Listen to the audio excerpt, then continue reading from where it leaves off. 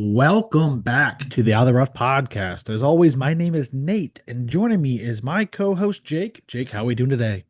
We're doing pretty good, Nate. Two events on the PGA Tour from last week. We had two very unsuspecting winners. We had Christopher Ryan on the PGA Tour in an elevated event. That top of that leaderboard was, a lot of guys who you would not have picked at a signature event. So definitely interesting in that sense. And if you played some long shots, I know there were a couple people on Ryan this last week. Ricky made a fly up the board. Alex Fitzpatrick, another guy who's been playing some awesome golf. Towards the top of that leaderboard. Cam Young with a miserable three putt from about 4 feet on the second hole that put him away pretty early. But yeah, good for Ryan. And then Brent Snedeker on in Myrtle Beach, another one that's just you tip your cap and Yep, you're all right. That's what golf betting's about. But good on the old guy to get it done there. Very, very impressive. So two good golf events, two unsuspecting winners, but that's what kind of makes this, the great thing about betting on this sport is that these guys do have win equity at these really large numbers. for sure. Yeah, and like you said, Christopher Ryan, kind of, if you're not a DP World Tour guy or tuned in recently, you really wouldn't know much about the Norwegian guy there. Branch Netker get it done where you would assume it would be a birdie fest, bombers off the tee in Myrtle, like all of that, and then Branch Netker comes on and wins that event, kind of out of nowhere. But yeah, good golf though. It was fun to watch, especially that Truist Championship across the final round, just because it was anyone's tournament, right up until the final two or three holes when Raitan had that two-stroke lead and went on to finish it. But we love to see it. And joining us here for the third consecutive year for the PGA Championship, we have our friend Keith Fleming. Keith, how are we doing today?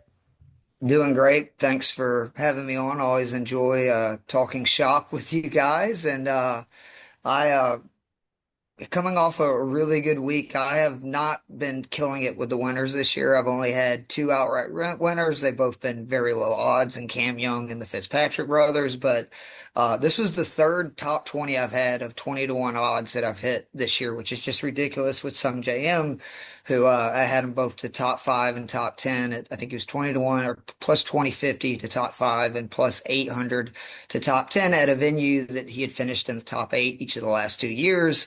And it's what I love about betting is he didn't really have any form. I literally put in my analysis for it.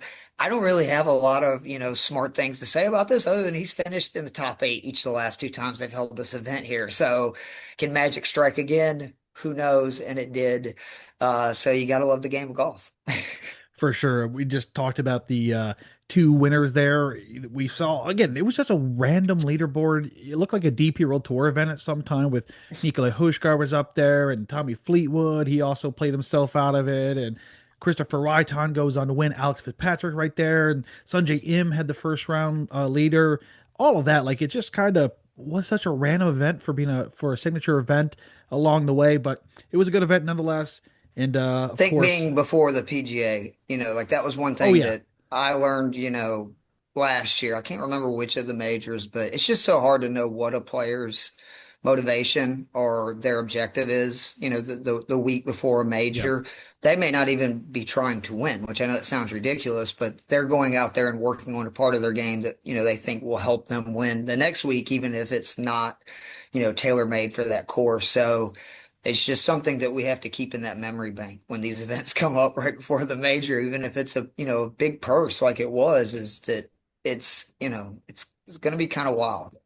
For sure, for sure. And you alluded to there with the second major of the season, the PGA Championship down in Philadelphia, the Ronick Country Club. Going to be a good one down there. We can only hope if the Philadelphia Cricket Club last year is hosting the Truist Championship has anything to suggest here for Ronick. I think it's going to be a great event. I really enjoyed that Truist Championship a season ago in the outskirts of Philly. So we'll try it again this season. Before we do hop into things, Jake, where can we find you on social media?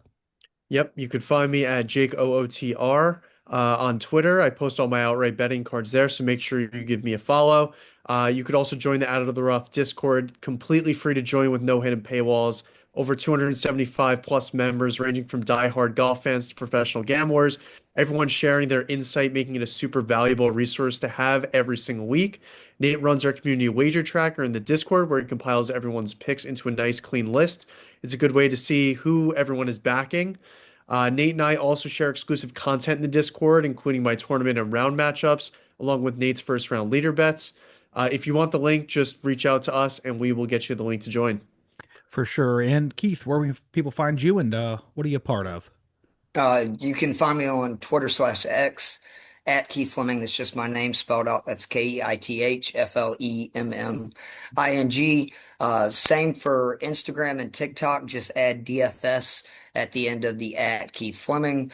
I do content for Fantasy Six Pack. You can find all my articles, which I do a preview each week, fantasysixpack.net. Do a betting and DFS cheat sheet for the all access members. And then we have our show for Fantasy Six Pack, Two Off the Tee on Tuesday nights. Also recently joined In Between Media's 19th Hole, where we get together usually on Monday nights and cover what is going on the PGA Tour, and obviously then do a betting DFS preview. But, I just love talking golf. It's one of the reasons that I know I reached out to you a couple of years ago, just saying, hey man, big fan of your work, would love to get together. And it's just, there's nothing I enjoy talking more than, betting and DFS for golf. 'Cause I just think it's the one place you still have an edge.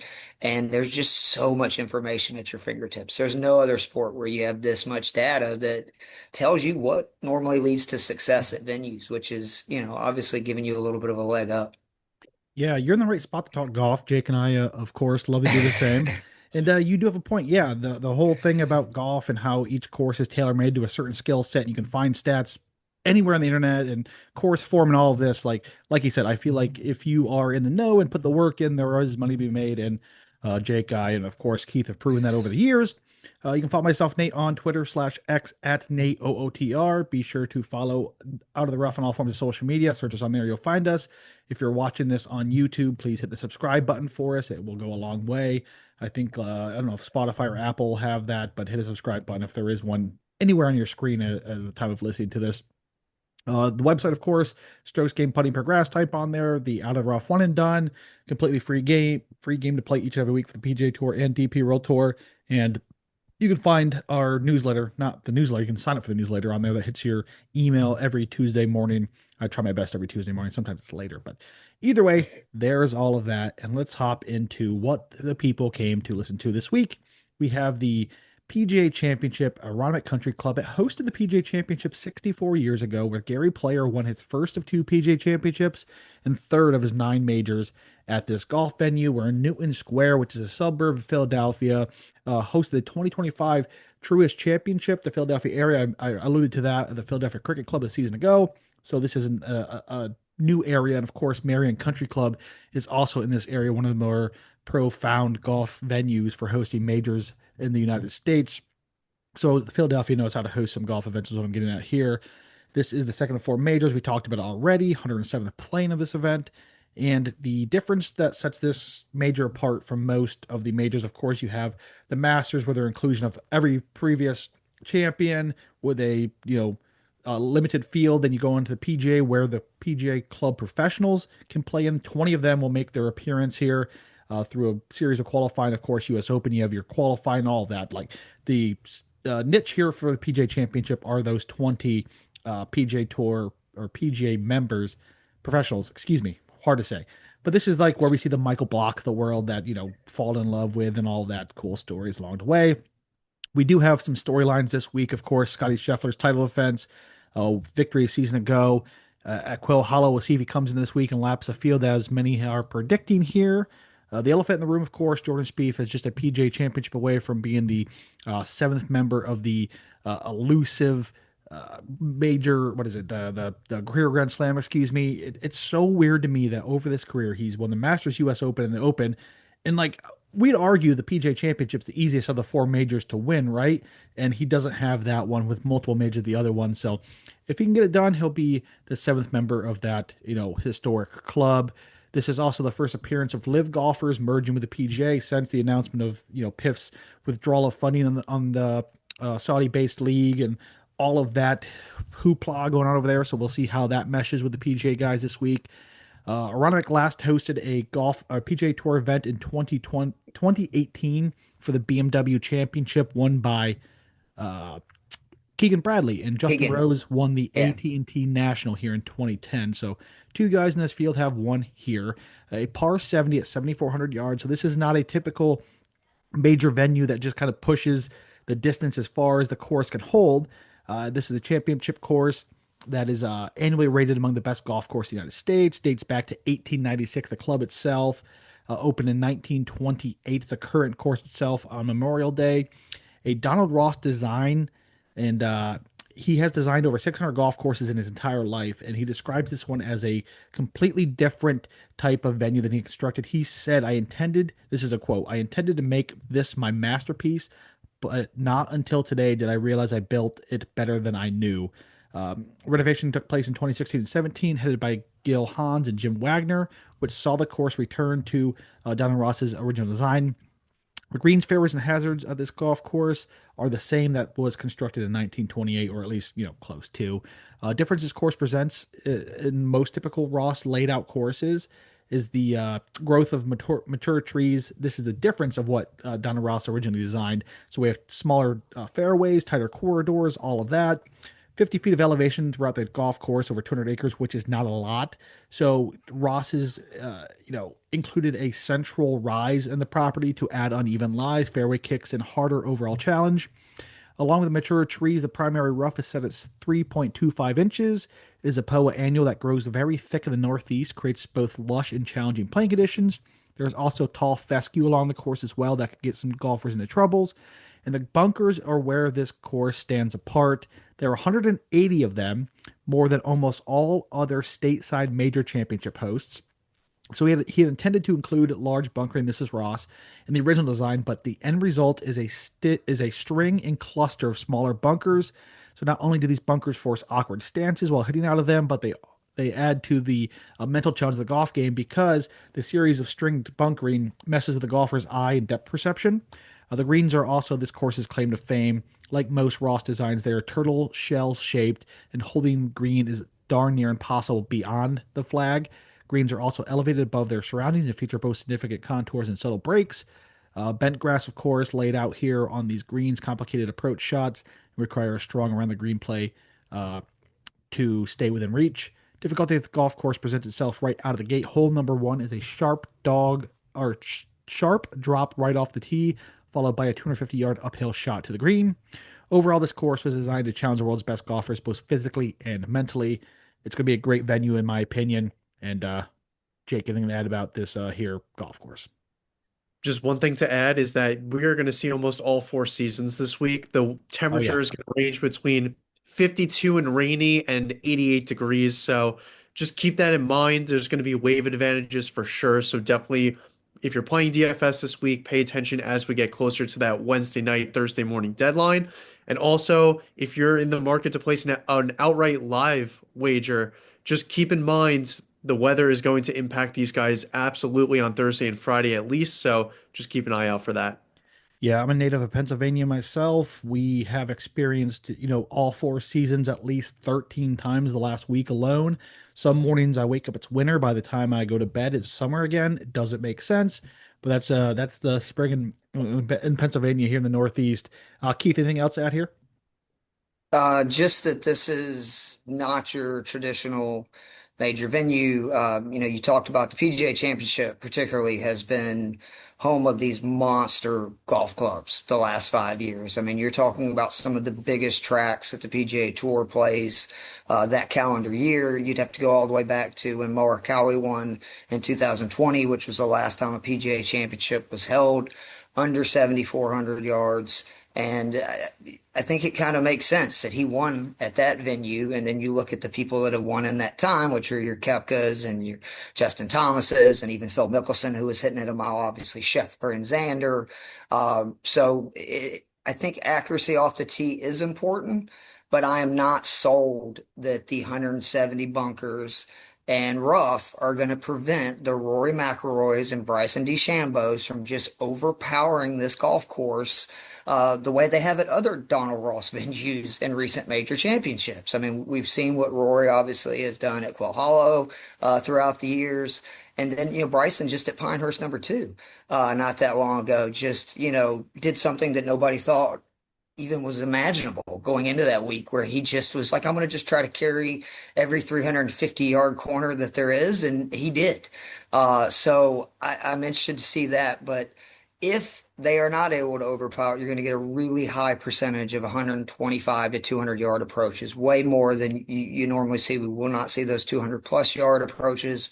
And I think the scores are going to be pretty deep. The other concern I have for why I think these guys are going to eat this place up is that this is a course I think that would be tougher in like July, August, when the ground's a lot firmer. And if they're getting rain, again, I worry that's going to do the exact opposite of what I think the PGA of America was trying to do, which is to give a venue that would open it up for all different types of players to have a legit chance to win.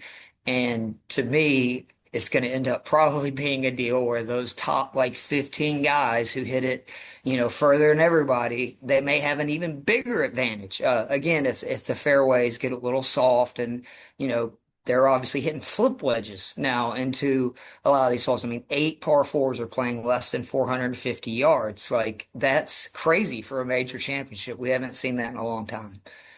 Yeah, good points all around there, Keith. And again, when you can overpower a golf course, even if, you're getting yourself into a greenside bunker, you're in a greenside bunker opposed to your opponent who's 100 yards out still. Like, you're simply closer. That's the entire aspect of this. And then all these guys are competent around the green. It's not like they come out here and they're going to fluff shots like the world's best, right? So as long as you're closer than everyone else, you have an advantage that week. So we'll see what comes of it. I do like the idea of trying to introduce golf courses that aren't just monster tracks where if you don't hit the ball a mile, you essentially have no chance whatsoever.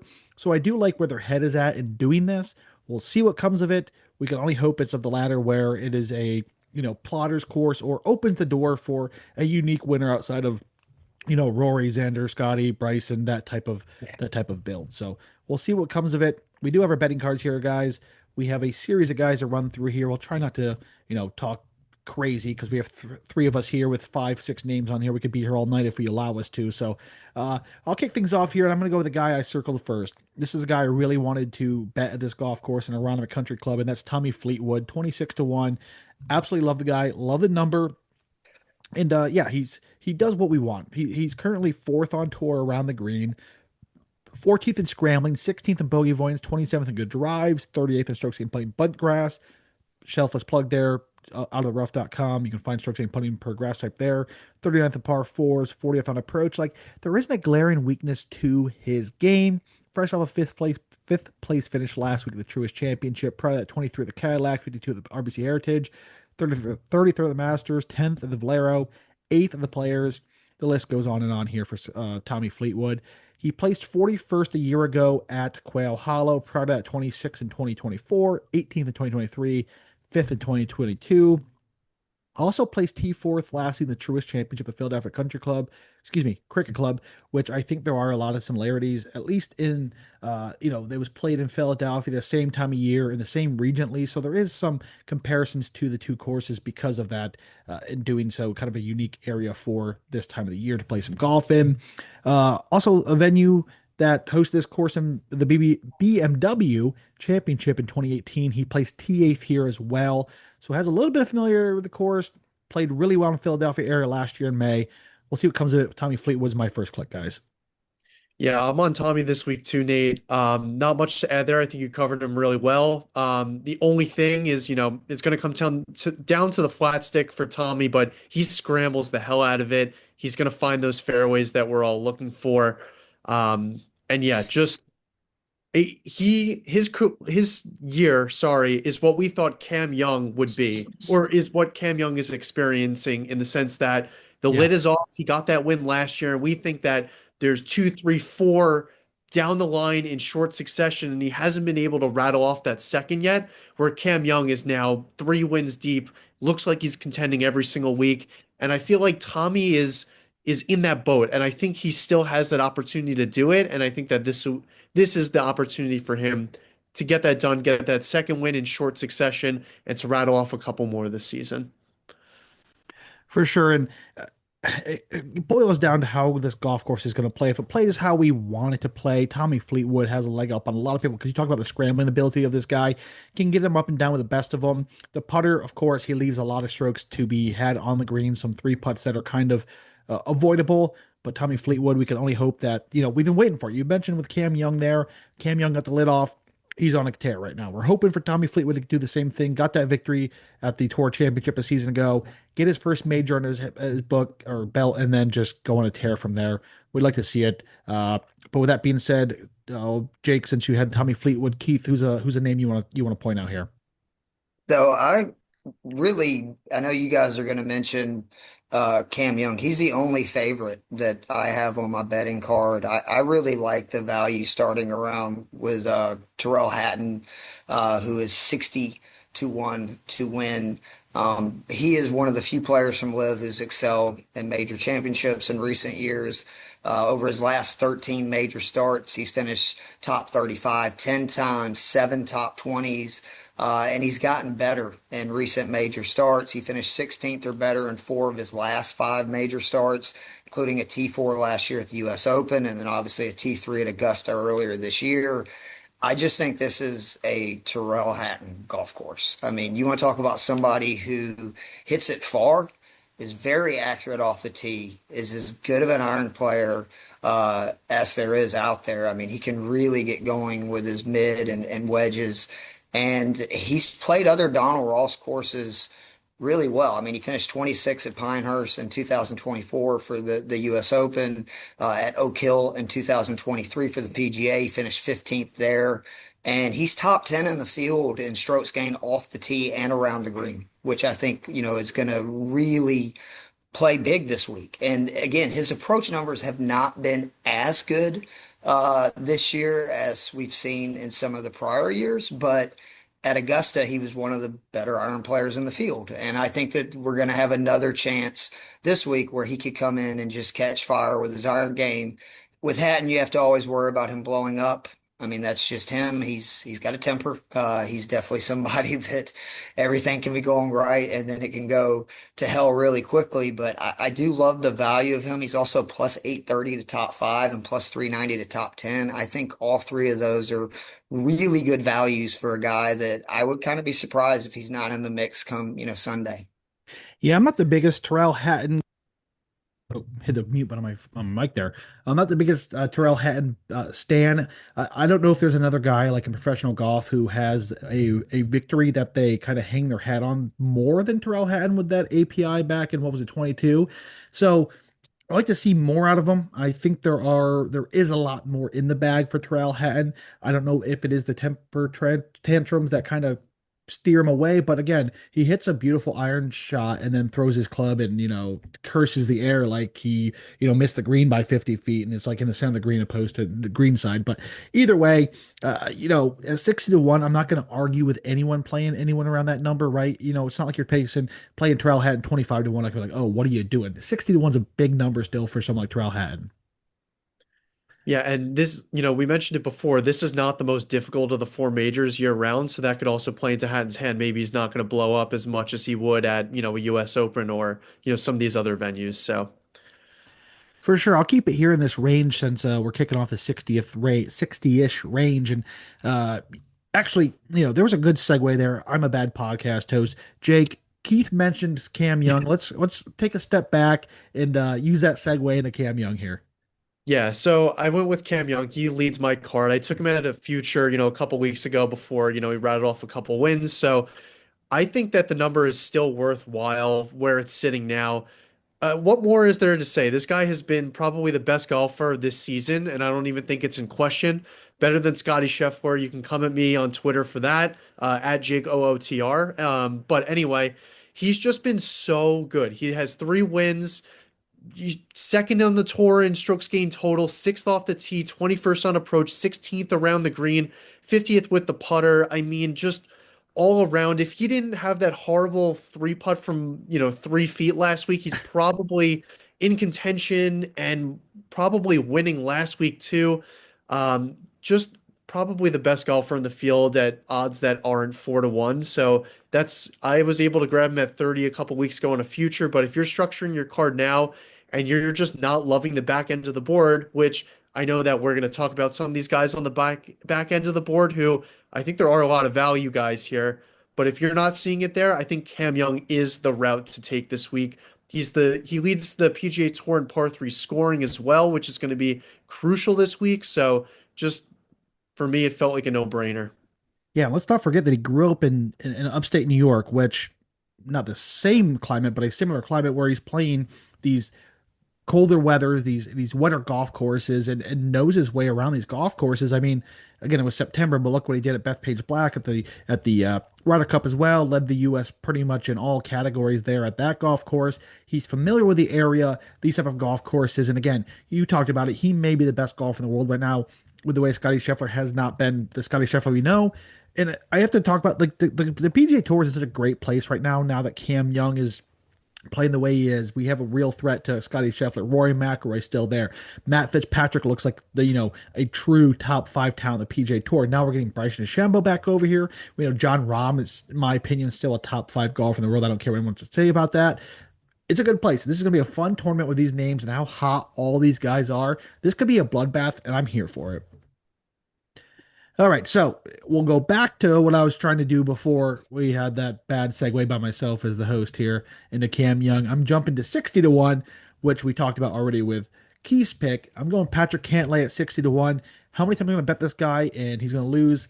Probably 100, possibly. We'll see how many I can get to, but do I love this pick? Yes and no. It's still Patrick Cantlay. Hasn't won on the PGA Tour since 2022, but he's an eight-time winner, and it's not like he's 53 years old and an eight-time winner. He's still practically in the prime of his career, just hasn't won in 4 seasons.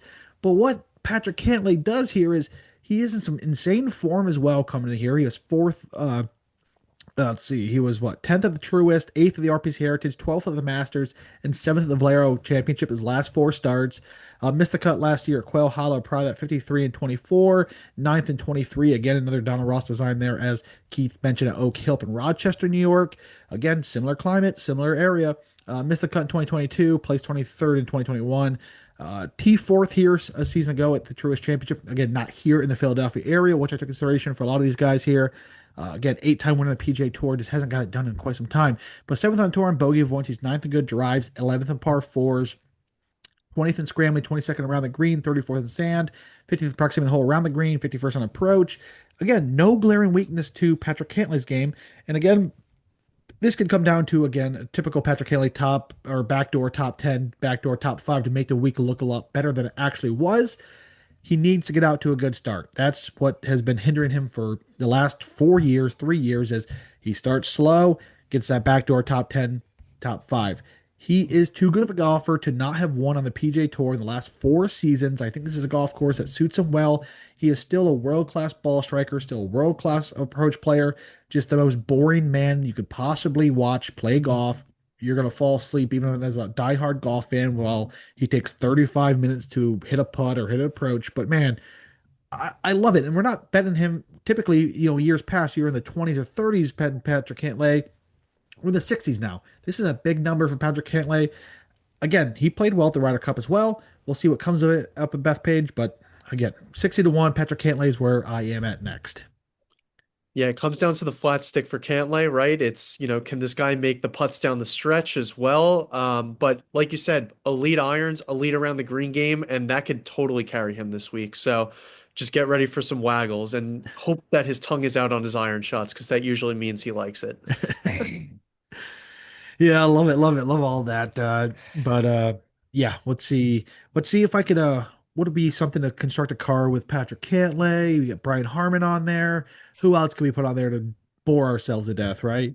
But yeah, no, love the play, and we'll see what you have here in store next for us, Jake. Yep. So my next play here is going to be Matt Fitzpatrick. I got him before the RBC Heritage at a nice number, 50-1.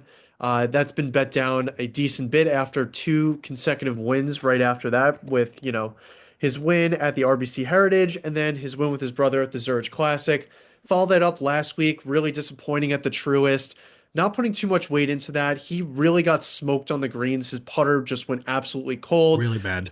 Yeah, the driver wasn't great either, but what I'm hanging my hat on here is that the irons are still pristine, the around the green is elite, and this is a guy who could just plot his way around a course without issue. He is very methodical, mechanical. He maps out everything. I think it's well documented, pun intended there, that he writes down every single shot that he's taken for, his professional career and even into some of his amateur tournaments and whatnot. So this is a guy who could, take a couple practice rounds, plot his way around this course, and find some success and be able to, even if he is in some sticky situations, he has that plus distance off the tee. If he finds himself in any of those weird bunkers, he's a fantastic scrambler of the golf ball.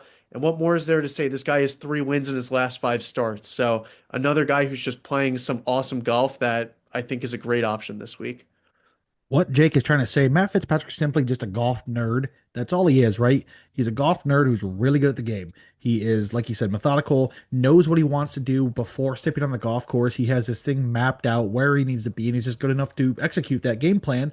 And again, would argue that him and Cam Young have been the best two golfers across the last month on the PGA Tour or in the world of golf. He has been killing it left and right. And I cannot, just thinking back again to that final shot in the playoff at the RPC Heritage and how good of a shot that was with a 3 iron from that lie to put it next to the hole. That's just stuff that, dreams are made of right there. But yeah, Matt Fitzpatrick, I can't say anything bad about that, especially at a good number with a future there. All right, Keith, let's hear another one here. Um, I I think it's time for this guy to win a major. I know it's helped him seeing Brian Harman win at Royal Liverpool, which felt like that was, of course, tailor-made for Brian Harman. JJ Spawn last year winning a U.S. Open at a venue that was again tailor-made for him. And this is a Russell Henley golf course. You're Yep. getting Russell at 50 to 1. Um, and I know it's hard to kind of realize it, but this guy has become one of the best big game golfers in the world. I mean, you look at his last 7 major championships. He's finished inside the top 10 5 of the last 7. He's ninth in the field in strokes gained total at major championship venues over the last 5 years. I mean, that is very impressive when you look at the skill sets of the rest of the guys on that list, and then what Russell Henley does. And now you're at a venue that should actually give more of an advantage to somebody like Russell Henley than it does those guys that really gain the strokes off the tee, tee to green.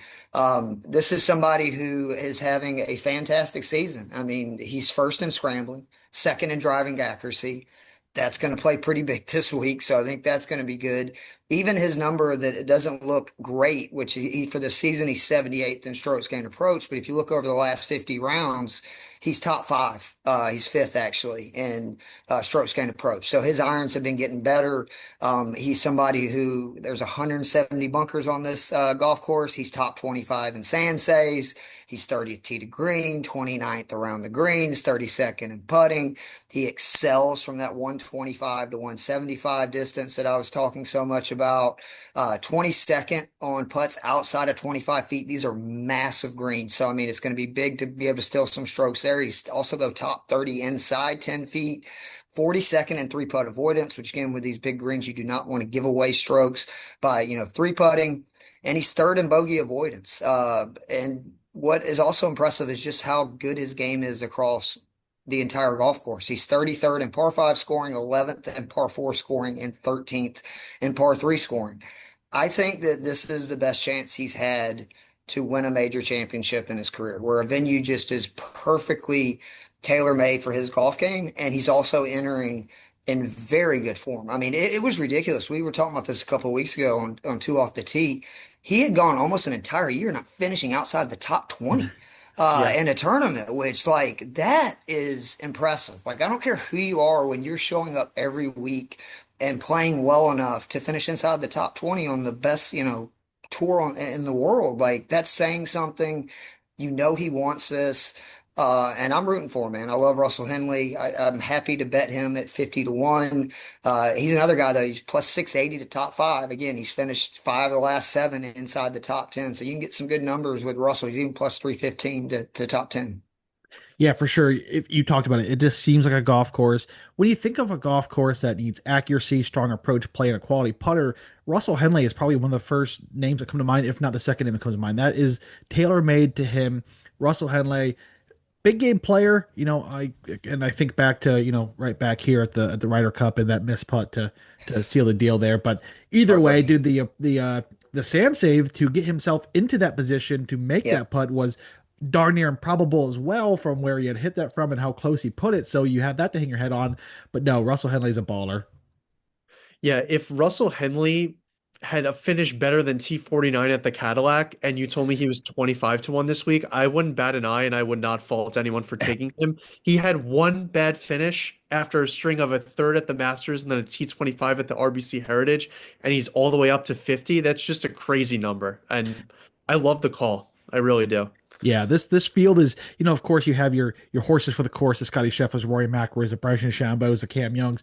Those names are helping us get these insane values on the Russell Henleys of the world and the Patrick Cantlays and some of these names we're talking about because you have guys that are 3 to 1, 9 to 1, 10 to 1, 11 to 1 that are kind of just flushing everyone's down the board. And I love to see it because, as Keith said, I think this is a venue where we could see a surprise winner, a surprise major getting stolen here around the Philadelphia area. All right, Jake, I'm taking a page out of your book here. I'm jumping off to Robert McIntyre at 60 to 1. I know you had him fitted for the Masters and he missed the cut there. But either way, I love Robert McIntyre this week. This was another gut play. Tommy Fleetwood was a gut play, but he modeled extremely well as well. Robert McIntyre didn't model extremely well. He modeled decently, but this is a gut play because Robert McIntyre, when it comes to venues with bent grass greens, he balls out there. He did the same thing in Canada a season ago, 1 or 2 seasons ago, won that event, and he just is. I think he's what I'm trying to scan here. 13th on tour in strokes gained putting bent grass. He's eighth in par fours, 14th in scrambling, 19th in proximate hole from around the green, 33rd in bogey avoidance, 61st in three-putt avoidance. The list goes on and on for Robert McIntyre. The problem this season has been the irons, which is something you would not expect out of Robert McIntyre. 139, he's losing strokes on every venue he's going to. And again, that has to turn around at some point because we've seen Robert McIntyre for the last 5, 6 years, of course, across the DP World Tour, the PGA Tour, and at majors, have these quality performances, come out here and show that he can hang with the best of them. Think back to a few years ago when he stood on the 18th green with a lead over Rory McIlroy at the Genesis Scottish Open. Rory came and stole that event from him, but he very well could have won that event against the world's best as a DP World Tour member at the time. This is a baller, and we talked about it with Terrell Hatton. He does have a hot head. He can blow up if a drone flies by or something, but we'll see what comes of that. I love McIntyre this week. I'm not sure if this is a course that a lefty or righty could be favored at. I don't really buy into that. There are some people who do, but I just think this is a great course. And again, we're at 60 to 1 for Robert McIntyre. I mean, the irons, sure, I'd like to see them in better form, but I think this is also a guy who 1 week can just figure it out, and the rest of the game is elite. The putting, the around the green play, he's decent off the tee around that. So we're just waiting for those irons to heat up. And if this is the week those irons heat up, I think and I feel like he could be in contention come Sunday. Yeah, Nate, he's gained with the irons in three of his last five, let alone, I mean, the two where he lost, they were really Yes, brutal. really bad. Masters, he got absolutely smoked with those irons, so take that as you will. But again, when those irons are clicking, this guy can gain over a stroke per round with those, like you said, an elite short game, which is going to be super important this week. And you don't really need to twist my arm to get me on the Robert McIntyre bandwagon here. So I'd be happy to see him win this week. This is kind of a link style golf course too. Yeah, that I too. mean, it's not, but with the 170 bunkers, like it is. It's sort of a link style course, so you know that he's obviously one of the best links style golfers in the world. For sure. All right. I think somehow along the way, Jake, we got mixed up. You've done three, I've done three, and I think Keith has done two. So let's jump to Keith for his third so we can get back on track here. Yep. All right, let's get back to the ultimate villain. I am happy to bet my man Patrick Reed at 80 plus Love it. Love it. 8,200. Uh, Arguably the best bent grass putter in the world, like just period. If you go back and look at this dude's history on bent grass greens, he has won several tournaments by just dusting the field on the greens and seeing these big, massive, complicated greens. I think that's a good thing, obviously, for Reed. He enters this week top 10 in the field in strokes gained putting and strokes gained around the green. He has had success on Ross's courses throughout his career, a T18th at the 2023 PGA at Oak Hill. His first career win, we know, came at Sedgefield Country Club all the way back in 2013. And the PGA Championship has been the one major championship that Reed historically has not done great in. But it's not a coincidence that if you go back to 2020, that T13 at TPC Harding before last year was his best PGA Championship venue. And again, that is a golf course that plays under 7,400 yards, like the one that they're playing this week.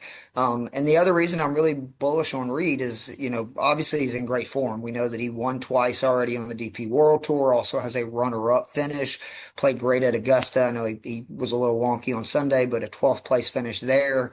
And it's his irons, though, that has me so bullish about it because he is somebody who has always gained strokes off the tee, always been really good on and around the greens. His irons kind of come and go. This is the best iron season he's had since 2018, which, again, not a coincidence. He won a major championship that year. He won the Masters, obviously, in 2018. He has gained strokes in every event this season on approach.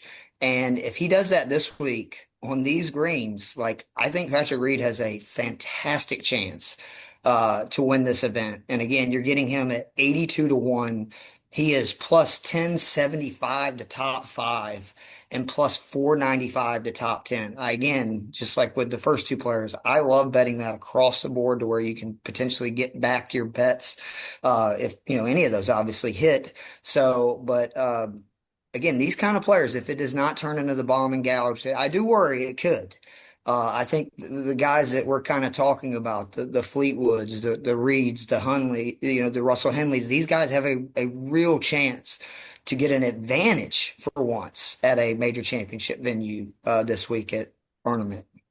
Yeah, and we're so hopeful, right? We want to see this differences. I do love to see, guys come out and hit the ball 300 plus, but I also like to see I think that's the how the majors should be. They shouldn't just be every track should be 7,800 yards, and if you can't hit it 300 plus off the tee, you're done for. They should be alternating to give these other guys chances or to really try to find the best golfers in the world. I think you have to challenge yourself at various types of golf courses and setups. Like if you win one at 7,800, but you come back and win one at 7,300, that goes to show what type of golfer you are. So I hope and I pray that this event turns out the way we hope to, because I think it's going to be a much more fun and interesting leaderboard. If Patrick Reed's down there on a Sunday, imagine what that would do for viewership. Where he's going to be back in the PGA Tour next season. We're all excited about that. It'd be ecstatic to have Patrick Reed in contention on Sunday, and I don't think I'm the only person that believes that. Yeah, Nate. And just one more thing to add here. Was scared off of him at the Masters because he hadn't played in a month, and then he T12'd and had opportunities all day on Sunday and just didn't have a good round, right? We've seen that all season long where guys just, they have a bad round and that puts them out of it. We haven't seen Patrick Reed for a month, but here he is coming back at a course that fits him so well. I agree with Keith. A huge number. Definitely something to consider here. Yeah, big number there. A big number for Sepp Straka here, 84 to 1. And if you've noticed, I've kind of paid favoritism to those who did well at the Philadelphia Cricket Club a season ago. Again, it's just hard to find comparisons for Aronimik where they've only played it a handful of times in the existence of this golf course, and 3 times since 2010. But we have a example of a Philadelphia area golf club or golf course just a season ago in May, nonetheless. So Sepp Straka, of course, won that event at the Cricket Club a season ago for the Truist Championship. He's coming back into form. Outside of a 63rd last week of the Truist, though, he was fourth of the Cadillac Championship. Love to see that. He went through a rough stretch between the Valero and the RPC Heritage with some missed cuts and some 40th place finishes. Proud of it, though, eighth at the Players, 13th at the API. Hit a second at Pebble Beach along the way there. Missed the cut in each of his last two PGA Championships, but was seventh in 2022. He's currently fourth on tour in proximity the hole from 175 plus, fifth in proximity the hole from around the green. He's 13th on approach, 40th in bogey avoidance. Again, not a glaring weakness here. He is elite with the irons. He's really good around the green. The putting number is 67th in strokes gained putting bent grass, which isn't awful as well. And again, just going back to how that cricket club played a season ago, and I think that golf course is going to play rather similar to this one this week with the way it's laid out and everything I've seen about Aronimik. So Sepp Straka won here in Philadelphia a season ago. His irons are super hot already this season, and he's not even playing his best golf yet. He has been hit or miss, hasn't had a real solid stretch of contention this season, but he was okay there down in Durrell a few weeks back, and the irons are coming around. And once those irons get going, Sepp Straka has real ability and win equity at an event such as this. Yeah, Nate, I was just gonna say, it's been an up and down season for Sep, but what's been there all season for him were those irons. He's lost on approach, I think, just once this season so far, which was at the Valero Texas Open where he missed the cut. Other than that, it's been a rather consistent stroke per round with those irons. And we've seen what he could do when he spikes with that short game and has those solid off the tee weeks. It's wins and top fives and really good results for Sep. So I like the call there. Yeah, I completely co-sign. This is also a guy too that another Donald Ross venue just recently at Oak Hill, he finished T7. So he's another guy that excels on these type of courses because he's the best player in the world. I mean, if you look at from 125 to 175, he's fifth in proximity from 50 to 125, 21st on 150 to 175, sixth on 175 to 200 and ninth on 200 plus.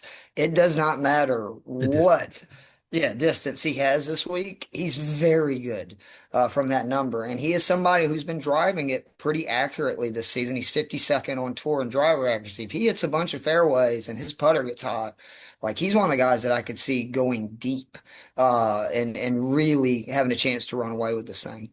Yeah, and at 84 to 1, I just was rather surprised. I know the form has not been excellent, but again, it's Sepp Straka. He's, a world-class player the last two seasons. You can even go beyond that if you wanted to make an argument there. But yeah, just a huge number again for Sepp Straka, who won in Philadelphia a season ago. All right, Keith, let's get the next one here.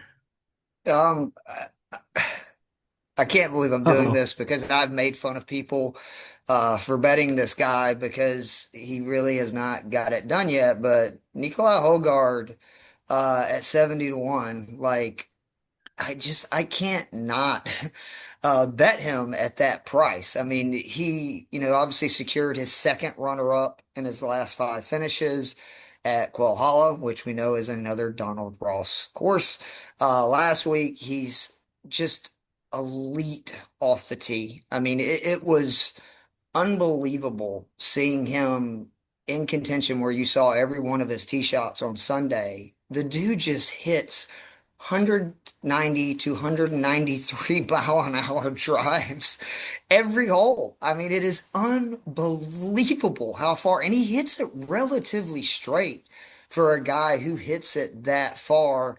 But he's not just somebody that is a long driver. Like he's got a really good iron game. He's 14th in strokes gained approach.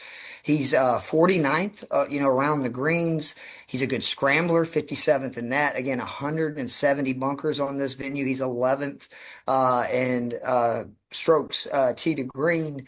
But again, it's the around the green stuff. He's fourth right now, putting inside 10 feet, 34th in bogey avoidance. The par five is going to be huge this week. It's two of the definite scoring holes. That 600-yard par five for guys like Hogard, Rory, etc., that have that distance. They're going to get an extra opportunity that most of the field will not, because I saw him hit two different par fives with a 6 iron from 250 and 270 Insane. on Sunday. So I don't think that's going to be any problem. And it's just really good odds. I mean, you're getting him at 70 to 1. We've had some, kind of wonky PGA champions. I know it's been a while, but he is, I think, not talked about enough as potentially the next like guy. It's going to be what does he have in between the ears? Because from a talent perspective, he's as good as anybody I can remember in some time because he's got every facet of the game. It's not just that he drives it so far. It's he's an elite iron player. He's a good putter. Like he does everything well. And if he can figure out how to put it together, I mean, he's scary. He's like, what, still 25 years old, I think. Yep. Yeah, Yeah. so don't have to twist my arm. I'm a huge Nikolai Hojgaard guy. I, have for years have deemed him better than Ludwig Oberg, and I tweeted that this morning, and I have, a bunch of responses calling me a moron pretty much, and I've never watched golf a day in my life, and blah, blah, blah.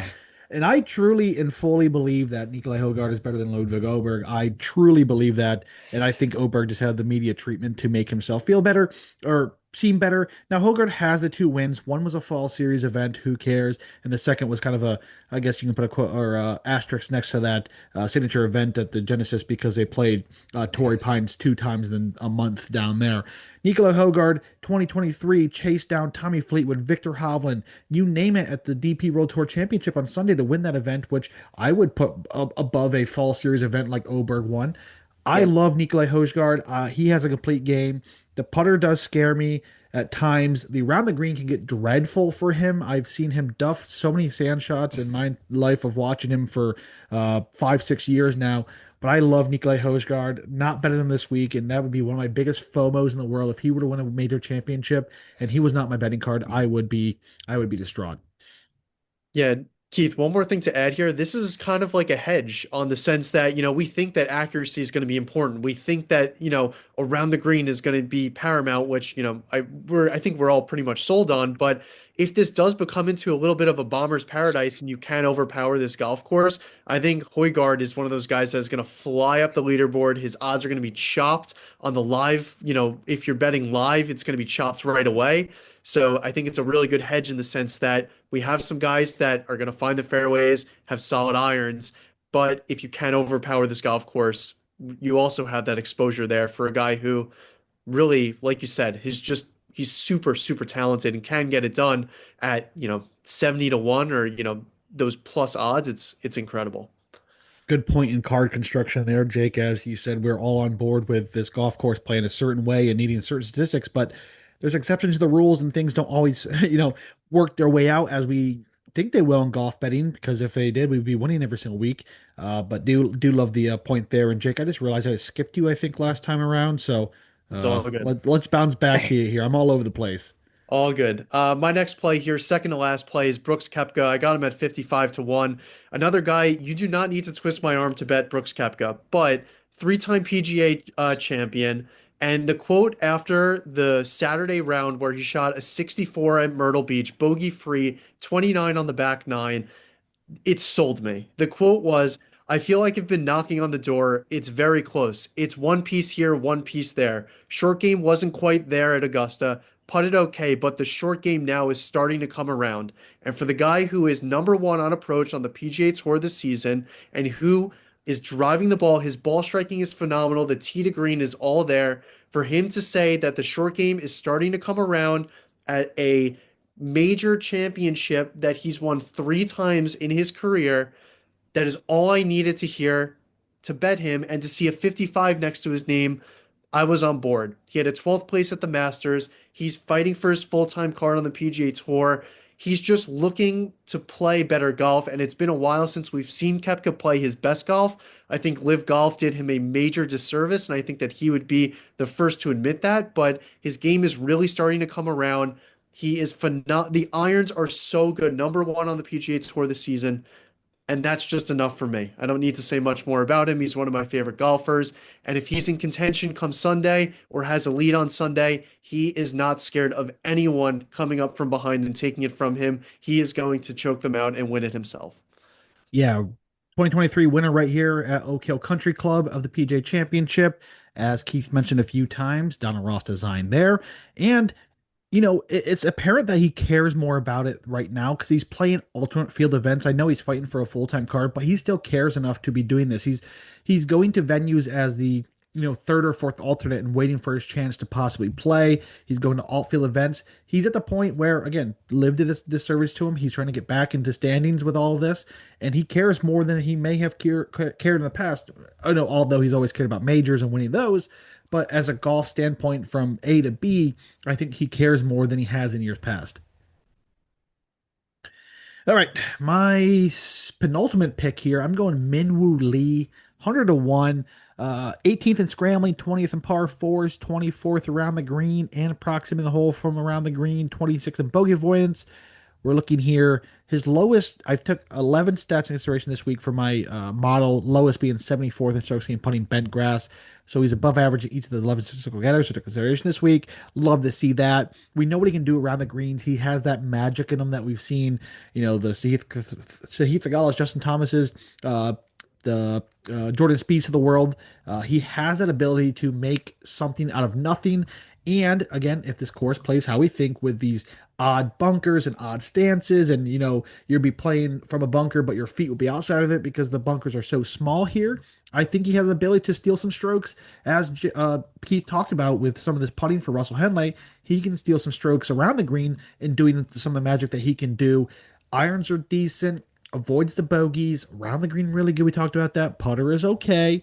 He is placed 14th last week at the Truist, 18th at the Cadillac, so two stop, 15-20s right there. Missed the cut a season ago at Quail Hollow, but 26th in 2024, 18th in 2023. 101's a big number. Minwoo Lee, and if this plays link style, and I've always equated this like, links, desert, and Australian golf are kind of one and the same. They may look different, but essentially they play the same, where there's just, waste areas, may it be tall fescue or desert vegetation or just barren sand. As this is, you have a narrow landing spot in the fairway, and you have these big odd shaped greens with a ton of bunkering. That is how Min Woo Lee would have grown up playing golf. He plays some good golf, got that win. I know it was a season ago at this point in the PGA Tour. We'll see what comes of it, but 100-1 for a guy. If around the green is as important as we all three of us here have taken into consideration this week, Minwoo Lee has a real shot. And once that putter gets going, as we saw a year ago at the Valero, he has real win equity. And 100-1, I just couldn't leave it out there. Yeah, he's another guy, Nate, he is a sicko off the tee. He can Yeah. match with accuracy, and that is just the golden combination to be able to contend anywhere, let alone at a major championship. So, just another point to add there. He has some amazing finishes this season. I know there was a miscut at the Masters. That's probably why the numbers drifted to 100. Just throw that out, honestly. That's my favorite thing to do, is Yep. to throw out a bad round. But I mean, back-to-back top 20 finishes, just a guy who he could get it done. He's a young guy. He's 27, and just he has such elite skill. He can definitely win a major champion. I'm not sure if it's this year, but I think it is in the near future, and I think that he can contend. And he is one of few guys who have like successfully held off Scotty Scheffler in the last 3 seasons. I know he threw like a 5-stroke lead and held on by like a stroke or two, but he did hold off Scotty Scheffler, so there is that. All right, Jake, who's your final play then? Yep, my final play here is a guy that you had actually mentioned. It's Justin Thomas. I got him at 80-1. Ooh, big number. Very similar, recent form to Minwoo. He had a T23 at the Cadillac, a 13th at the Truist, where he had a final round 72 that really took him out. But before that, he looked like he was contending. He had that injury last season, didn't really play too much, played very inconsistently. That then also had some very inconsistent results. But that being said, he won the RBC Heritage last season. He's finding himself back into form. And what do we know about Justin Thomas over the long term? Two-time PGA championship winner. He plays this major tournament rather well compared to the other ones. An elite iron player. Distance off the tee is what he has. The accuracy is where I tend to worry with him. But the around the green is phenomenal. And it's just the cooperation of the putter that I need from him to be, to have a shot this week. He's 98th in strokes gained total. Not great on the PGA Tour season because of those wonky results, but 25th around the green is what I'm going to hang my hat on. An elite scrambler and a guy who he's getting himself back into form. I'm trying to be early and call my shot on him to win and get himself back in the winner's circle in the major standpoint. For sure. And JT, again, I talked about him. He has that somewhat of a magic touch around the green as we've seen in years past, and he's won 2 PGA championships, although some may argue that The second was undeserving because of Mito Pereira's historic collapse there in 2020. But neither way, two-time major champion because of those two situations there, the PGA Championship, and does the right things. The putter gets a few putts to drop, and I think JT has a real chance as well. I mean, one in the last calendar year, or however you describe that, within the last 12 months. No, just outside of 12 months when the RPC Heritage a season ago. But again, that was a tight, claustrophobic positional golf course as well that he went on and won for the first time in some time. So if that is to show anything in the future, it could be something there as well. All right, Keith, you got another name for us here? Yeah, I got I'll just do both of the last two because they're both long shots. Alex Fitzpatrick, I'm riding the hot train. He's 155 to 1 to win. I really love the plus 325 to top 20. Um, I mean, when you're averaging 311 yards off the tee, hitting 70% of your fairways, 74% of your green and regulations, uh, and he would rank top 20 in scrambling, strokes gained off the tee, on approach, around the greens, and over two strokes tee to green. Since joining the PGA Tour, he's top 10 in the field on strokes gained total at difficult venues over the last 2 years. He would rank top 40 in every proximity range from 125 to 150, 150 to 175, 175 to 200. Like Little Fitz has got game.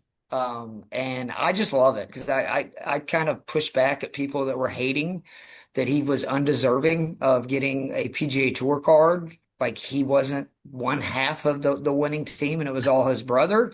And he's backed that up, finishing T9th at the Cadillac and then obviously fourth at Quail Hollow. And I was really impressed with what he did on the back nine yesterday. I know he fell off at the very end, but for him to get back into contention, birdieing some of the harder holes at Quail Hollow when he got off to a dreadful, dreadful start, I think it says a lot about his game. But the pick of all picks this week, 25 years ago, John Daly was the last alternate into a field, won the PGA Championship with his unorthodox swing, hitting the ball a mile.